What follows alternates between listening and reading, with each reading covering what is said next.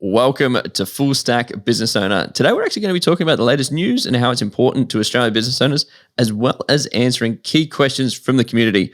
Today, I'm actually super pumped up as well for talking about interest rates, as well as what this means to us across the greater markets as well. But if you're not already subscribed, be sure that you're on the newsletter.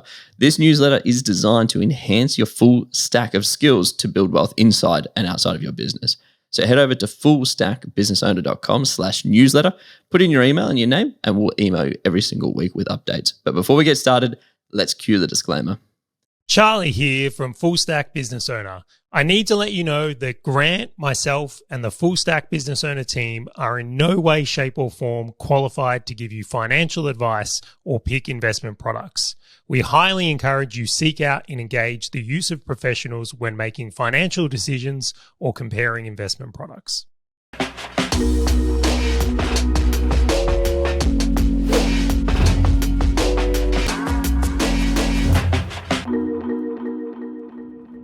All right, Charlie, been a big week. Interest rates, they have gone up. They've gone up 25 basis points here in Australia. Was it like 50 basis points in the States or something? So it's gone in Australia from like 0.1%, if people don't know what a basis point is, to 0.35%. So variable rates are bouncing around 3.17% from 2.92. What does that mean? Like, I look at this and I go, okay, cool. Is this just that the mortgage is more expensive now? Yeah, it's such a fascinating topic, and even the way you expressed it then, it's like quite a technical topic, and I think a lot of business owners particularly don't necessarily understand how it can affect them in many, many areas of life, many areas of life. Now, I will mention this, probably the most noticeable one is that by this rate change by the RBA is that everyone's mortgages are going to get more expensive. Yep. So if you have a mortgage or you're investing in property, or even you just have general other car loans and things like that, you are going to, or anything on a variable interest rate, I should say, you're going to notice an increased cost in that. Now, I just want to make this a little bit more real. I'm just going to be reading from the screen for a second. But the way to think about it is that if you have $1 million in debt, I'm talking $1 million, which is a substantial amount, is what that's actually going to cost you is an extra $30.80 per week. Like, that's the impact of this change. So bouncing that across a year, I'm doing some quick maths, that's an extra $1,500 in a year. So the thing that always fascinates me with these interest rate increases, because you've got credit card debt, you've got overdraft accounts potentially in your business, you've got all, to your point, you've got car finance, you've got the mortgage, you've got all of these things that are backed off debt. So when we say that it's gone up by 0.25% or 25 basis points, does that mean all of that debt is now going to increase? So if I use overdraft or any other form of interest or any debt in my businesses, it's also going to increase 0.25%? Absolutely, and even more than that, right? So let's just kind of unpack this one a little bit and why I feel like Australian business owners need to be paying attention to this. Right. So first off, it's not just mortgages. We've said that. It's going to be other ways of debt. All debt will be more expensive. The second thing, though, is like this psychological factor. So like maybe some of your potential customers or leads were getting ready to make a purchase from you, but now this interest rate rise has been, brought in, and then it's in the news. Now they're like, oh, the cost of my house is going up. So they start delaying making these purchases, or they tighten the belt. They become a little bit more frugal. And that's the common effect. And I won't be lying if, like, I've had that thought myself. Like, I have a lot of debt, right? When interest rates go up 1%, it's not a small amount that I am now having to pay. So I'm like, oh, I've got to really think about my spending. Now, even though I know better than to be emotionally reacting to the news, it's like it all hits us in a way. And I'll ask you, when interest rates went up, Grant, what was your, like, emotional trigger? The emotional trigger was like, nah, you can't do this to me. This is outrageous. Like, I know the exact profitability of all of the debt that I've currently got now. So then the immediate reaction that I did, I jumped into my tracker. And I'm like, well, what happens if this isn't a 0.25% increase? What happens if this is a 1% increase? Like, do any of my positions change? Do I have any of my sort of things that I care about, like my profit and loss? Is that really, really impacted? And of course it is to an extent. But then I always think about, well, okay, well, what's the secondary consequence? Like, what's the second step that happens from here? Which is, okay, well, things then become a little bit more expensive to pay for them, right? Which means, okay, well, now people buying houses, the debt becomes more expensive, which means that rents are probably going to go up, right? Because now it's all of these things kind of compound into itself. And I looked at that and I'm like, great, all my positions are still profitable, even if it does increase more. So then my emotions went from screw the world, oh my God, this is all over, to you guys playing a game, no worries at all. I'm in a pretty good spot where I'm at. What about you? What was yours? So you just gave a very logical response, right? But so you've gone, you've had this reaction, and then you've gone to find data to well, how justified is my emotional response? Exactly. Do you think that is what the 27 million Australians also did? No. So, right, you've got these groups of people. Now, some people are paying no attention, right? So they're just going to keep living their lives as they are. But if you're someone who has a mortgage and the news is just pumping out these rate rises and you're hearing all these things, that affects sentiment, and that affects how people buy in a really, really big way. I was a very, very similar response to you, just as an FYI. I really looked at it. But don't you find it interesting that both of us went straight to 1%? Yeah. The rate didn't go up 1%, but we were like, ooh, well, if it went to 1%, what could it be?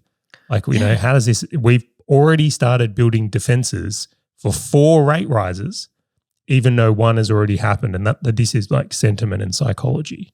Now, this also comes through in another way. So that's just the second one. So this is consumers, but the next one that comes into this is actual business expansion. Yep.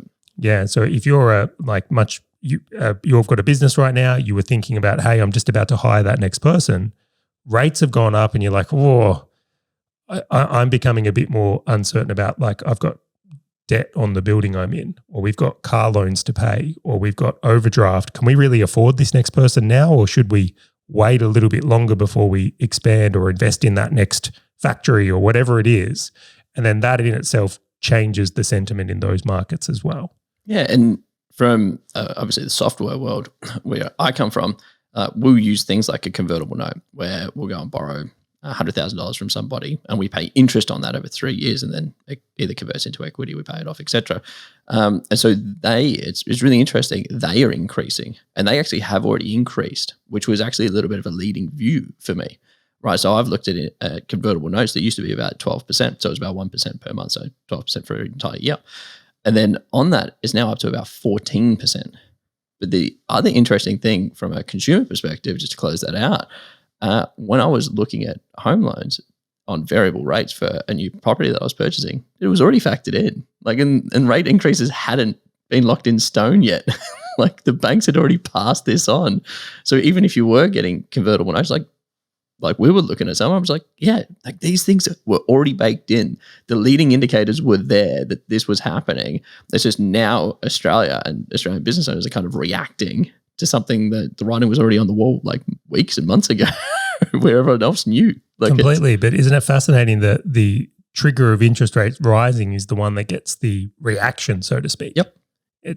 And what a difficult time to be raising capital. I tell you what, is I think last few years, if you're a startup getting it, you had it while it was easy. And if you were trying to raise now when the markets are a little bit more nervous, it would be difficult. But I almost want to reshape this now, because I've just basically painted a picture of the negative. Can I put some positive onto this? No, we're going to the next topic. No, of course you can. Right. So the whole reason, let's think about why they cut rates in the first place. Okay, so why did interest rates go from I think it was 1% or something, they cut them down to practically zero across the world? Because they wanted to increase spending. Right? Yeah, the world was damaged. I was going to drop an F-bomb, but it's a pandemic hit, and they were like, crap, we better do something to stimulate the economy. The economy was actually money. Yeah, but things were bad. So things bad equals cutting rates. Things good equals rising rates. Yep. But it's funny how it has this inverse reaction, right? So it's actually, and this is what I really hope people take from this, is if reserve banks or federal banks across the world are now, I think it's central banks is the general term, yep. Are raising interest rates, that actually means that the economy is good. That actually means that there's signs of things going so well that things are getting out of hand, and we've got to put the brakes on before it goes too far. So as a business owner, it's very, very easy to go, oh, look, rates are rising. I need to be really concerned and worried. But it's actually kind of a little bit of the opposite as well. Yes, I wholeheartedly believe you need to make sure you've got appropriate risk measures in place, and playing with debt in different interest rate environments is huge. But it's actually a sign that there's a lot of positivity. We're through whatever has happened in the last few years. And it's interesting you say that, because before I actually riff on this, I'm going to ask you another question, which is factoring all of this in, looking at what's going on in just Australia. Like, are you concerned at all around the greater impact of like the global markets on that? I've got a property settling in 4 days. Rather than I'm just going to put my money where my mouth is and say, like, I am extremely optimistic with the future overall. Will there be some bumps up and down along the way? Totally. Do you need to have some risk measures in place and appropriate buffers? But I'm not dooming and glooming or like the world is over in any way, shape or form. Are you? No, I settled on one in like 4 weeks. So no, like what? There was never a great time to buy. Like it is this. It's interesting when you look at investments. It's always the time horizon that you look at it on. So if you look at like interest rates increasing and you look at like, oh well, over the last 3 months it's different. Like property is not increasing as much as it once was, and all the like there's not as many buying factors and all these things, and you're just like, oh damn, it's not that good to buy. However, if you expand that out, it's like it's the greatest time to buy ever. Can I let me add something to that, and I would love your opinion on this, Grant. I really would. It's like I think there's on certain things, it is a dumb and terrible idea to buy them right now. It's like, but do you know what? That same sentence is true every day. Every day. Right. So even when like you think it's perfect conditions, there's probably some assets or things that are a terrible time to buy. Yep. So it's like, if I look at this right now, is like, there's been a lot of businesses that have thrived in the last couple of years because people have been stuck home. Is it a great time to buy them? Probably not. That's they've had their run. So it's like, but on the reverse of that is like, there's probably, and I know there will be phenomenal opportunities across the world in a huge variety of ways where it's like, it's the perfect time right now. We may or may not know about them or even be aware of them, but I generally feel that it's such a dumb question to be like, is now the right time to buy or not to buy, a right to invest or not to invest? I'm like, in what? Like, it's so like specific. Like might be the best time ever to invest in crypto. I don't know. Yeah. Might be the worst. But at different times, those things and horizons, like, do you need the money tomorrow? Are you trying to make a return overnight? Or is this like for the next 30 years? Because like totally different. And I always like the charts to look at. If you were just to invest an amount of money every single month for a long period of time, it always outperforms the speculation of, is this the bottom and I'm going to buy in here versus I'm trying to buy at the top. And it's just a long game that no matter where it kind of sits, if you just keep chipping away, the progress is there. Man, if Warren Buffett can't pick the market timings, I think the rest of the world really needs to get off that. Anyone who thinks they can time the market, I'm like, come on. But it is interesting, right? Because the global markets is such a good point. Because I know you and I were talking about this quite a lot before. For the length longer than this podcast will be, is what we were talking about it for. So in the global markets, in 2022, which is where we're at now, we're in May, so it's been about 5 months. The global wealth has dropped by 14%, which I'm not just talking Australia, not just talking the US, like the global wealth, which equates to about $35 trillion. And that does include about $1 trillion worth of crypto as well. So as a comparison point, and we were talking about this from the All-in-One podcast, where in 2008, the global wealth dropped by 19%. It was like, this is the global financial crisis. This is like crazy. Holy smokes, what's going to happen? Like, where do we take this kind of insights? Like, is this because we rode such a high over the last 2 years that now everyone's like, yeah, we knew it was unrealistic. Now it's just coming down to what's probably realistic. It's not a crisis yet. Or is this something more where it's, no, this is the leading into something more important? Can we do like our speculations, pure speculations? Of course we can. Of course we can. I'm going with it. I think the next few years is going to be like, I'm going to say turbulent, because I think a huge world event has happened and I think we're still working out how to move past that as a world. So whether that's more restrictions in countries, how we do trade, supply chains, like there's going to be like a whole bunch of turbulence. Also a whole bunch of immense opportunities that come out of this, because there's all these old ways we used to do things that are going to become new, and the people that are positioned for that are going to crush, absolutely crush. once we're kind of through that though, I'm very optimistic. I look at it and go like, in general, like most people still want to have a good life. They still want to own a home. They still want to do business. Like I'm not going out into the streets and it's like doom and gloom everywhere at all. And I know there's a whole thing going on in like Russia and the Ukraine as well at the moment, which I'm not going to comment on because I don't understand it enough. But I do believe it's going to work out. I do believe there's going to be a good news story on the back of it. It's just this interim period of the next, I don't know how many years, while we all figure this out as a globe, a lot's going to change. So that is the opportunity and also the challenge. Yeah, and because there's so many economies that printed so much money.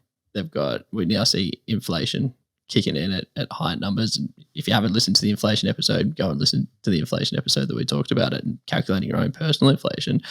The interesting thing that I found fascinating was the difference between now and 14 years ago, 15 years ago, was that 14, 15 years ago, it was very sort of centralized into the property market, from what I understand, where now it's kind of being felt across a lot of markets, where it's almost like property markets are kind of weathering the storm at this stage.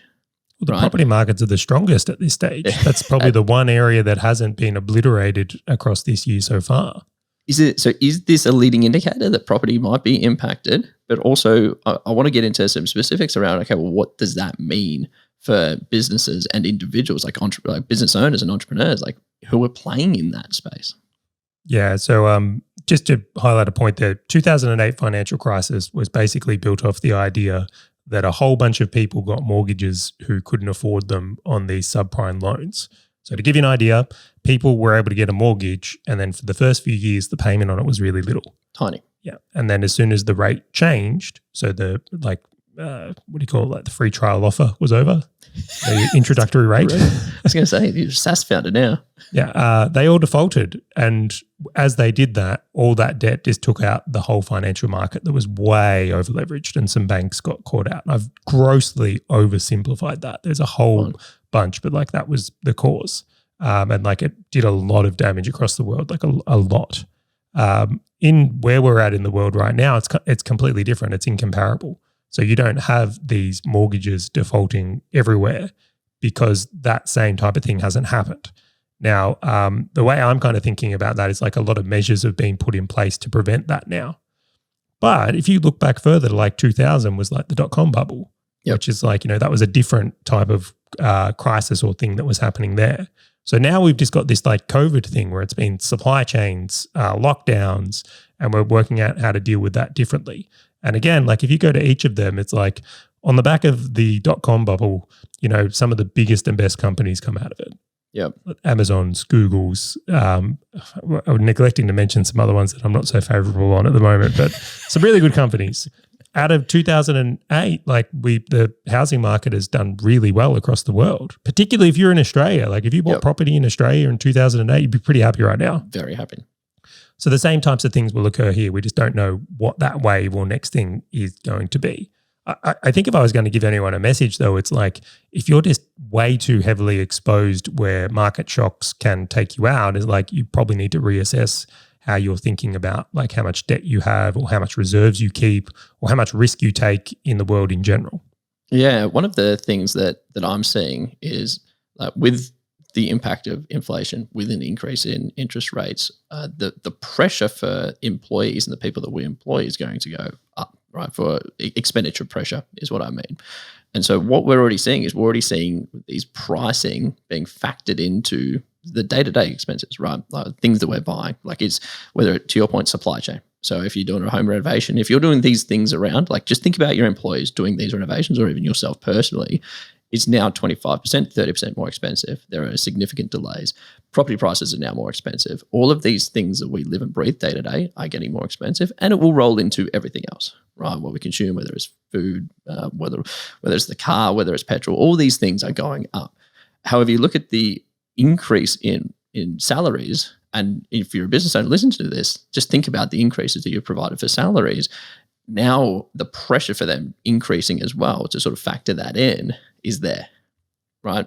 Whilst you've also got this greater economic downturn around, okay, from a a global wealth perspective, like if 14% of that has dropped or $35 trillion has dropped, where is that coming from? So money's not moving around as much as it used to. Things are becoming more expensive and employees aren't getting paid, or at least in some of my circumstances, like sure, people are getting increases and stuff like that, but it's not from market pressure. It's just because you've been with us for a long period of time, etc. And we're now having those conversations in our businesses to say, what does this actually mean in order for us to prepare for what's coming?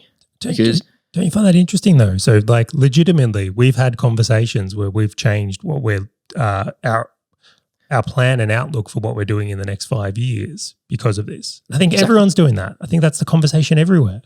Yeah. And so for business owners, like the biggest caution I would say is just think about your employees, the pressure that they've got and what that means for your business, because now profitability is important. How much you charge your customers is important. Because if everyone else is charging more and you haven't increased prices, right? Get that margin compression. Yeah, margin compression, right? But if your employees are expecting more because their house is costing them more, their gas is costing, or their petrol is costing more, their car's costing more, all the things are now costing more, they're either going to get that from yourself or look to get that from somewhere.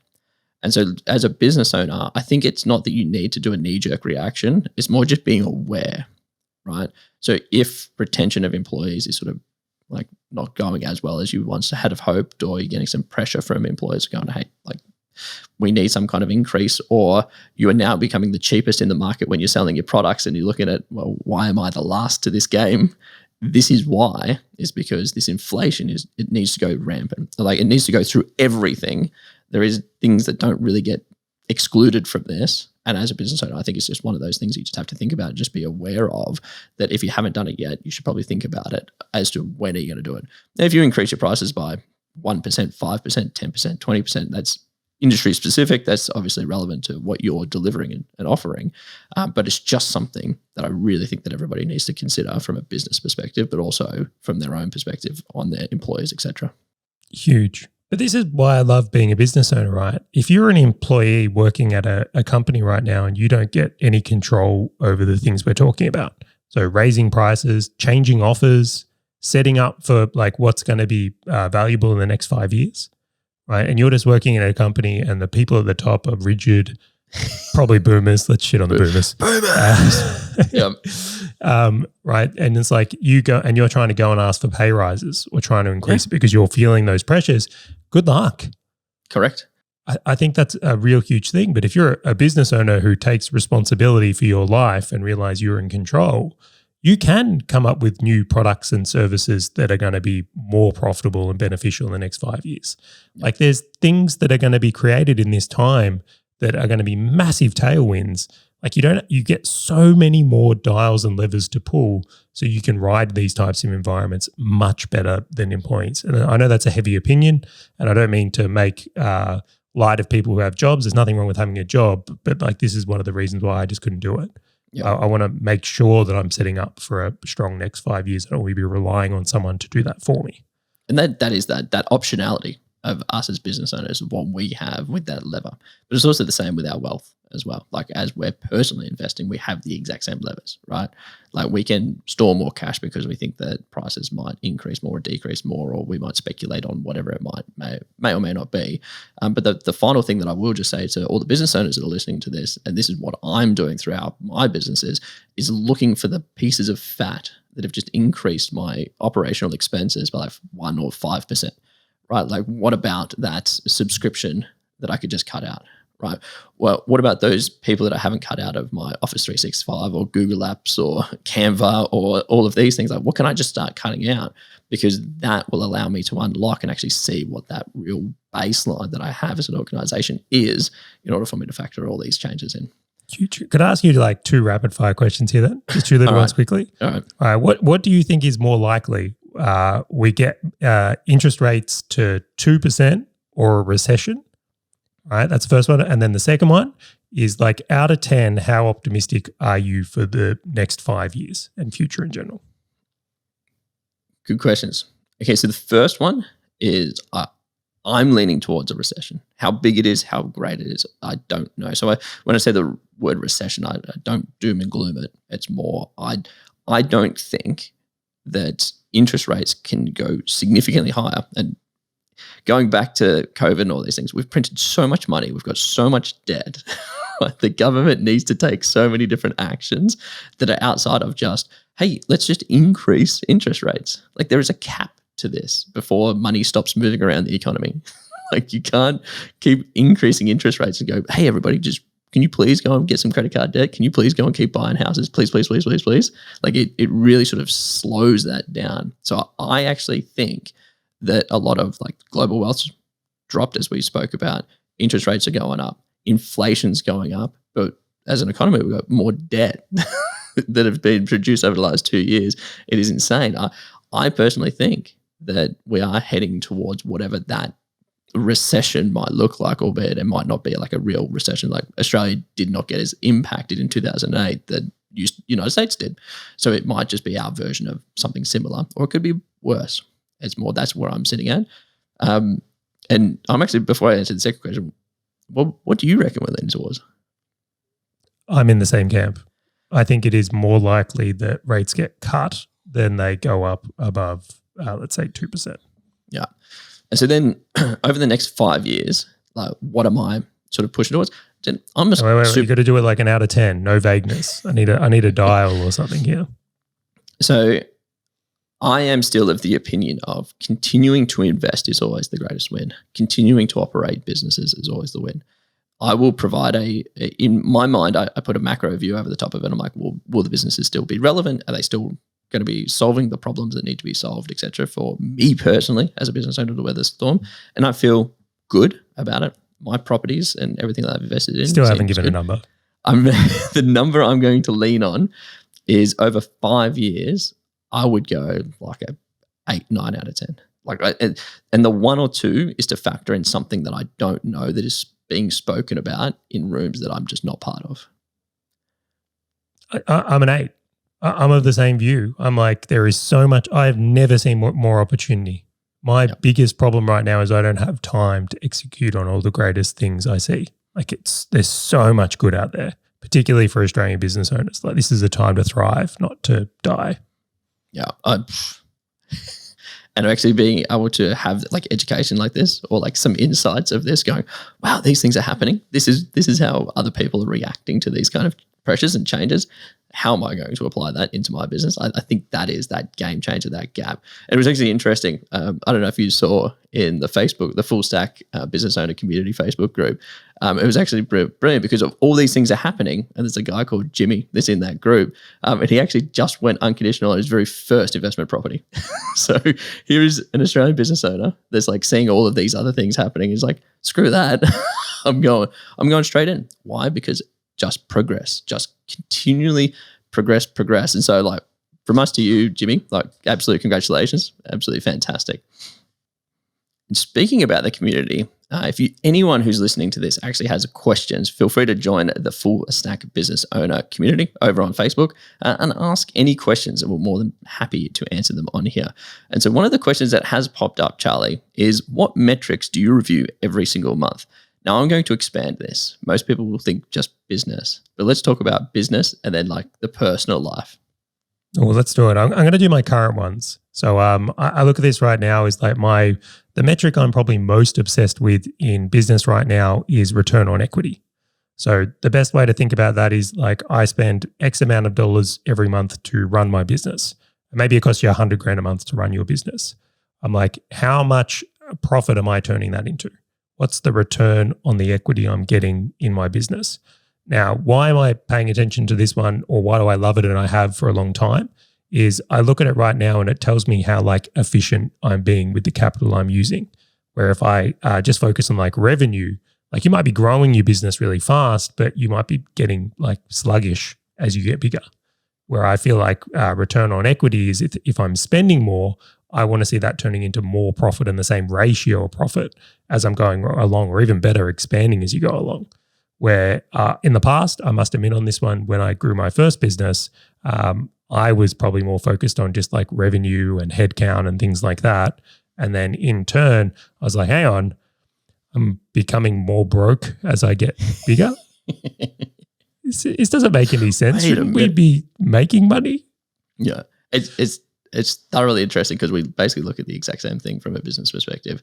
So one of the key things that I always tell people, whether I'm coaching them or looking at their business and trying to help people out, is there's two figures that me as a business owner. So from a business perspective, yes, there's context there, but me as a business owner in my context, the two figures I care about is, to that point, like the net profit as a dollar figure and the net profit as a percentage figure. Because if I don't have the other one just doesn't mean anything.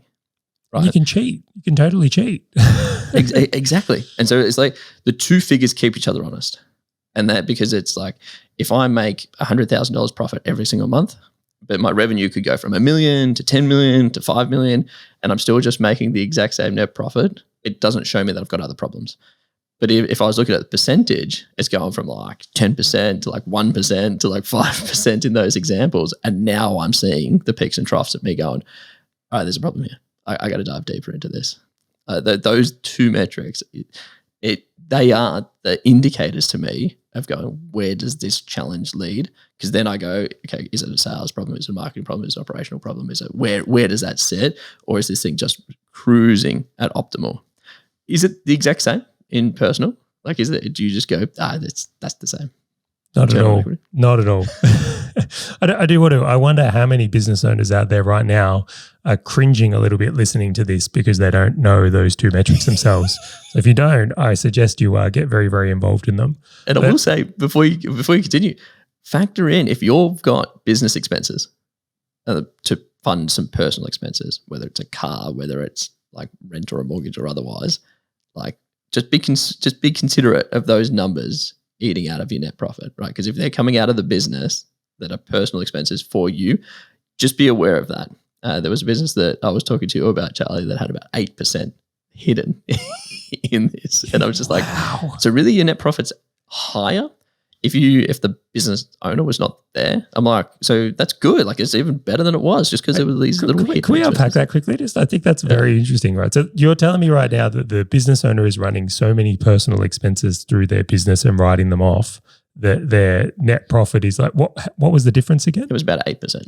Wow. So 8% of revenue is their expenses. Yep. I got to use my infamous no comment. But it was, and by the way, the net profit looked great. Like it was actually, I'm like, still a good net profit. And then you look at under like the financials and stuff, and like there were these pretty expensive hotels and flights and stuff. And I'm just like, what was that for? I was a mixed business and personal, and so I just kind of wrapped all up in the business. And I'm just like, so I've really removed some of this stuff. Like it's actually a really good position. Yeah, it is. Okay, well you kind of want like two of these. You kind of want like the before your personal expenses, your lavish lifestyle or something, and then like the rest. Like those are the two things that we kind of want to keep out. So I just wanted to put that one in there because a lot of people don't even think about that. Huge. Absolutely huge. It's not surprising. Like Bianca used to bring home stories all the time about people running crazy expenses through their business and just like how they just destroyed their books. They actually have a great company, but they've ruined it. They just like, stop doing it. All right. Yep. So on the personal side, completely different, right? So business, I'm very, very focused on return in equity.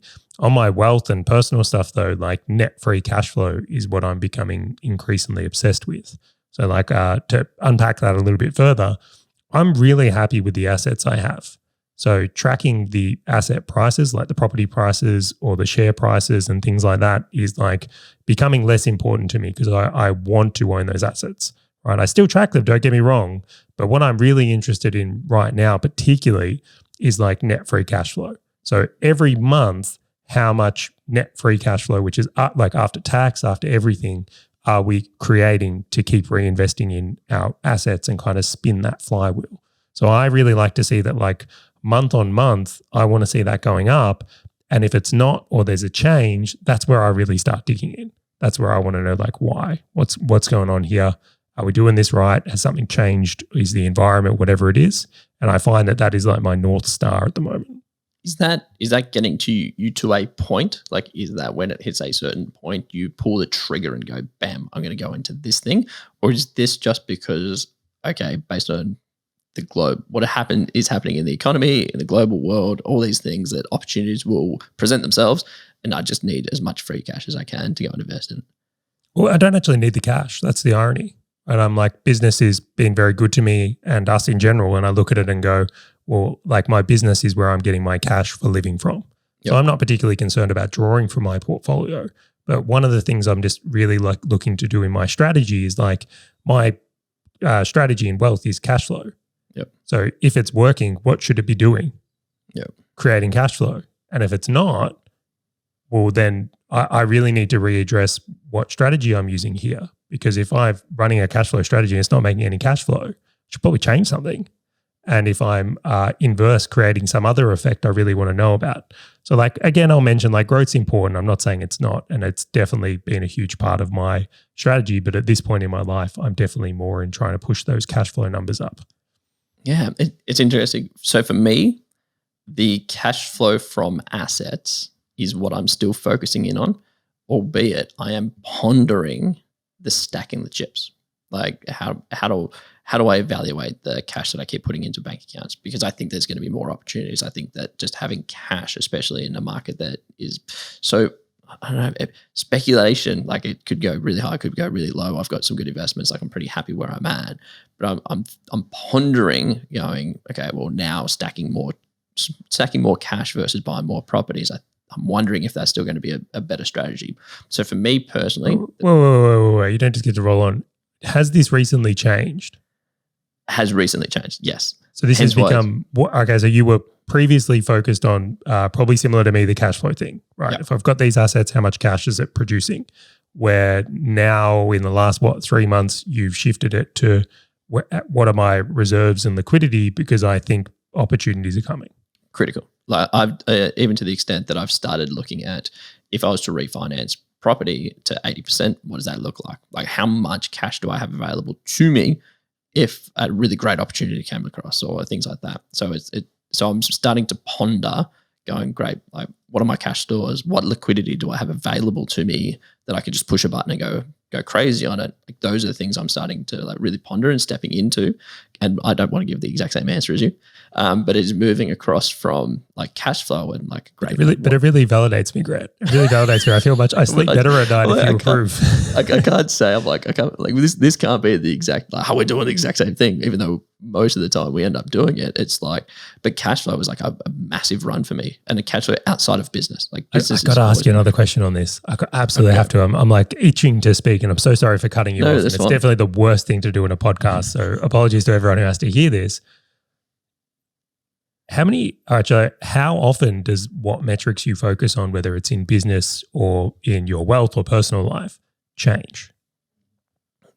Now, that's a good question. So business doesn't. So what I focus in on business, if you went back to my in SaaS, very different metrics.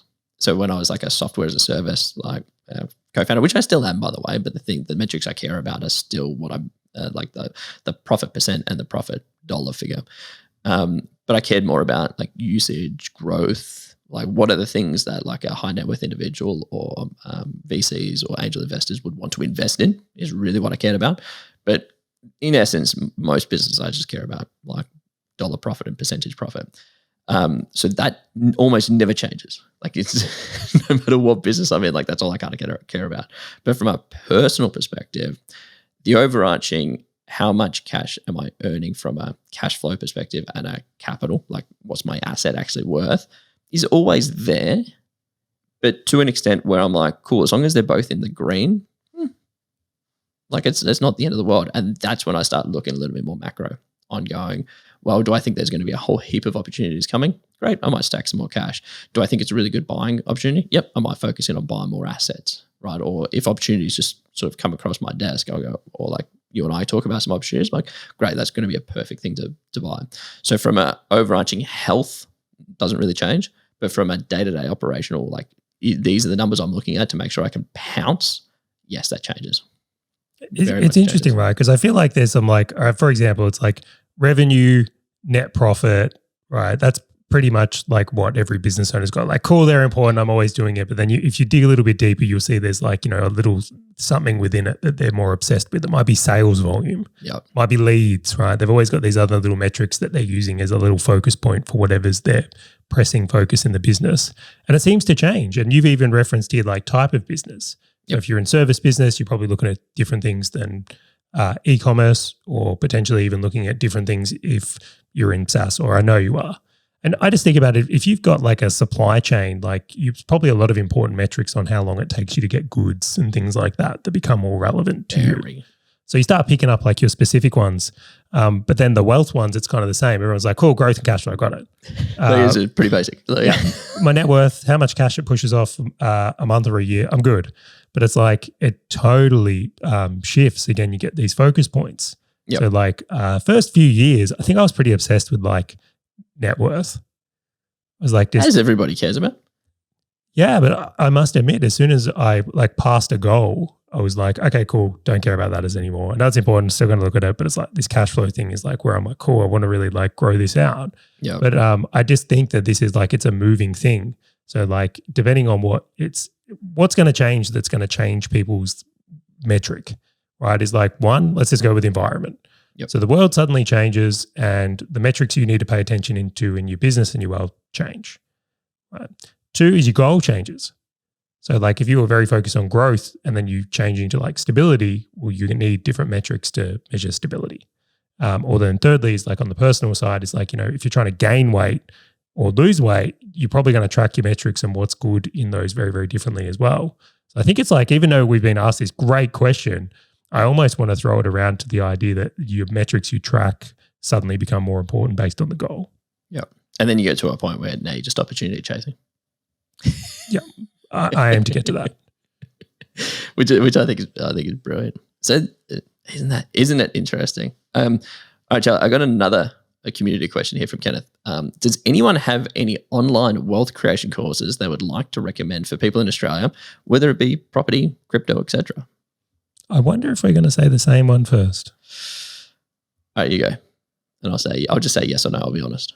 Okay, so I think the number one resource, the one that changed a lot for me and I highly recommend everyone starts with, is Debt Millionaire by George Antone. That is good. Yes. Literally, it's the wealth concepts, the greatest.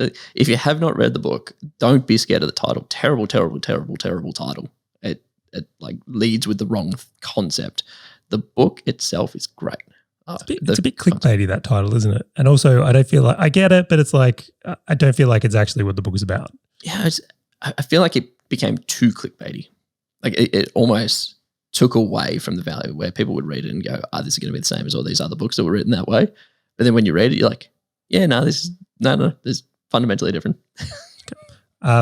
Secondary, I want to throw in here though, George's second book, The Wealthy Code, also really good. I would almost count them as one. I would say that combination of those two books is a great place for people to start. I would recommend that as like the first kind of resource for learning. I really would. Interesting. All right, you're going to list out some others, or shall I go? No, I reckon we just go one on one, because we're probably going to say very similar things, because I know we circle around the same drain pipe. So one of the ones that is really at the top of my mind, because I love the content that she pushes out and it's very property focused, and so I'll just say just consume this stuff, is from Veronica Morgan over at The Elephant in the Room. I think that from a property perspective, the guests that she brings on, the content that she provides from property in Australia, hands down, I get excited to listen to that podcast and consume her content.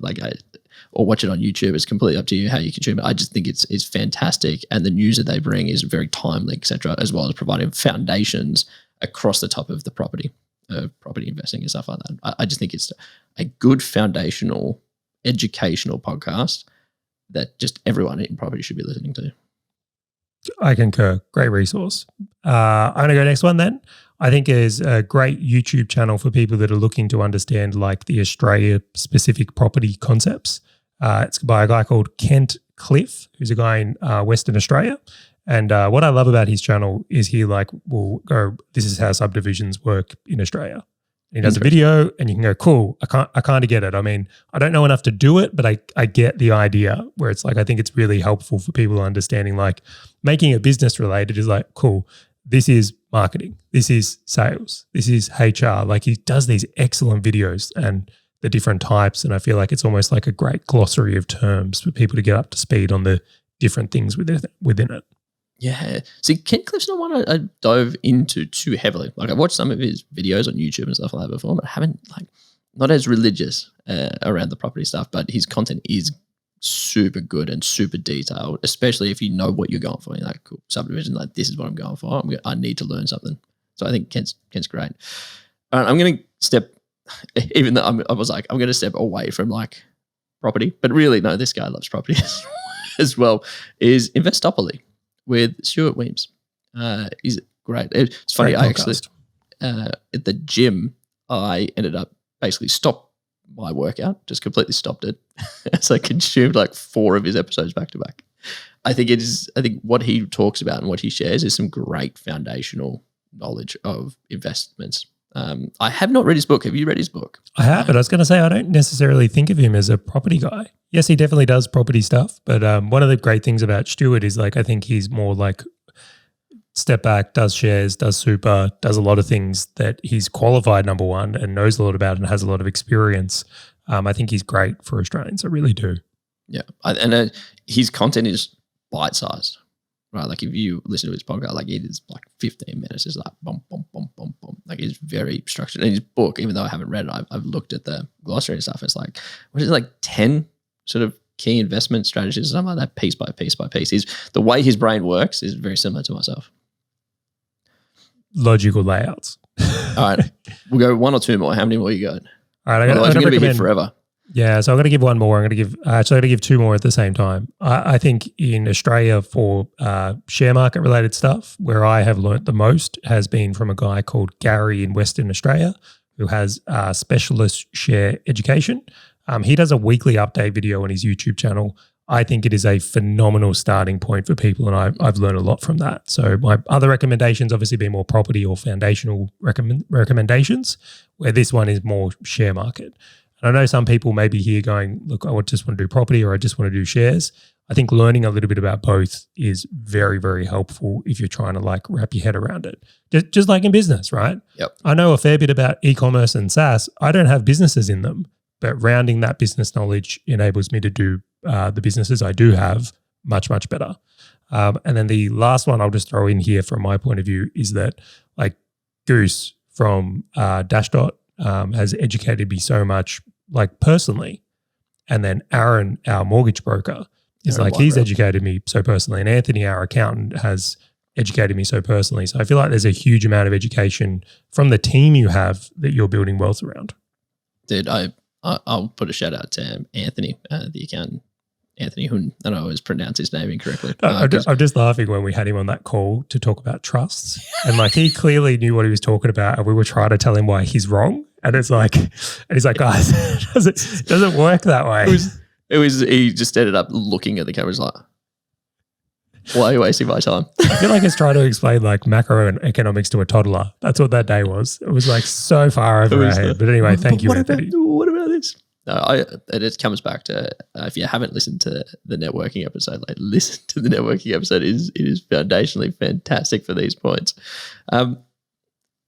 Last segment of the podcast, Charley. What are we pondering, following, thinking, etc. right now? Like, what is on the back of your mind? And we've kind of touched on mine. Like, what are you pondering right now or thinking about right now?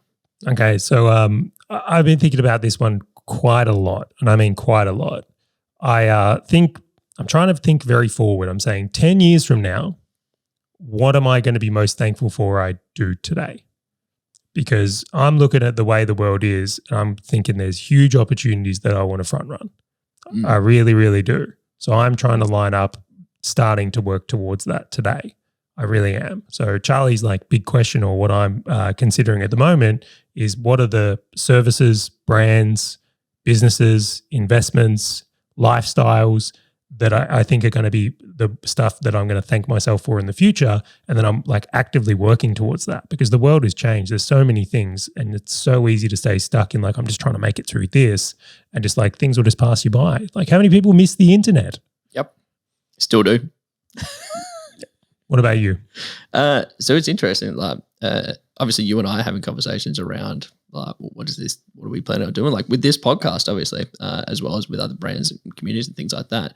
But one of the things that I'm still pondering at is stacking the chips, right? Which is, I know we kind of spoke about it before, but it's looking at, okay, well, how many chips, like how hard should I go in business to stack more chips?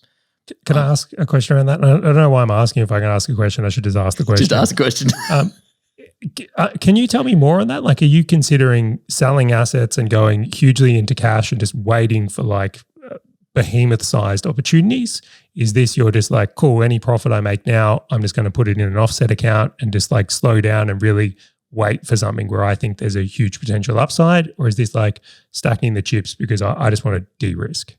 Yeah, so de-risking's a small part of it. Right, so I've got equity in various companies and I'm looking at selling down some of that equity. I'm also thinking about like, do I go more aggressive in business to extract out more profit? So like go super lean, put pressure on a team for a little bit of a time so that I can sort of extract a little bit more cash out of it so that I've got some more reserves. And it's only because of a little bit of that sort of the macro pressure of me going, you know what, if I'm wrong, what is the worst case scenario? And so in some of the... Isn't that interesting? So this worldly environment we're in now has actually changed some behavior for you? Yes. Because it's looking at like if I execute this now and I have more cash or I put a little bit more pressure on the business to extract some more cash out of it, etc., what happens if buying opportunities or investment opportunities don't pop up? Like is that really that bad? Probably not. Oh crap! You paid off one of your houses, like. And then, but even then, it's like, okay, well, what happens if one of the businesses that I might sell down some equity in grows, like gets an extra $1 million a year in revenue or something like that? I'm like, well, how much would my investment increase from now until then by that much? Versus like the risk of, okay, well, if I hold on to some of the equity in these businesses, knowing the economic environment that's currently at play and things that I think are going to be coming through. Like, is that still going to be the better approach? Which is why I'm just kind of pondering it at the moment as opposed to like aggressively executing it. But also from a business perspective, I'm like, cool, that means I'm just going to be to the grindstone for 6 months, 12 months, or however long my after pondering answer is to extract that cash out, because I think there's going to be some great opportunities. But also look at it, I'm like, I'm pre-family, I don't have kids, I've just moved back to Melbourne, got this perfect setup. Everything that I need, like this is a time in my personal life that if I did want to go hard, I can go hard. Like this, I just have a license to go harder than most people would. So looking at all of that, it's like, well, where should I push this pressure into and where should I go hard? I love that so much. And you do have a like low risk stage of life right now. Yeah. It's like if you've got 5 kids, it's like your risk tolerance changes immensely. Completely. And so it's like, well, that's an opportunity that I have. And so that's hence why I'm like pondering it, because I'm like, I do enjoy kind of cruising a little bit. Like I might sort of slow down and stuff, but I'm like, but do I really want to? I'm like 6 months, 12 months. I love we don't have to have answers for these things we're pondering either. It's just what we're thinking about. Yeah. And so anyone who's listening to this, I'm curious, like in the community, send us through, like, what are you pondering? What are you thinking about? What are the questions in your head that you're just like, is this an opportunity? Is this not an opportunity? Should I do this? Should I do that? Because I'd love to hear it, because I'm sure there's things that I should be pondering that I'm not pondering that someone else is pondering. But again, Charley, I love this new episode format. I think this is absolutely freaking awesome. It was fun. A lot of fun. This is brilliant. And everybody, we are sending these out as newsletters. We've got more information, more insights and stuff that comes with it. So make sure that you go over to fullstackbusinessowner.com/newsletter. So fullstackbusinessowner.com/newsletter. Subscribe. All right. I'm doing it.